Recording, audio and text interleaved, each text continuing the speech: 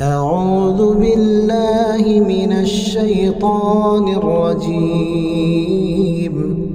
بسم الله الرحمن الرحيم. والتين والزيتون وطور سينين وهذا البلد الأمين.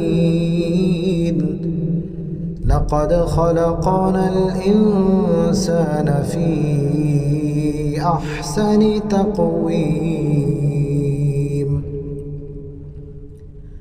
ثم رددناه أسفل سافلين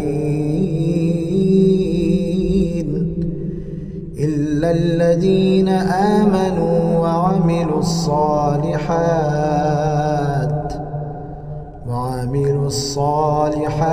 فلهم أجر غير ممنون. فما يكذبك بعد بالدين؟ أليس الله بأحكم الحاكمين؟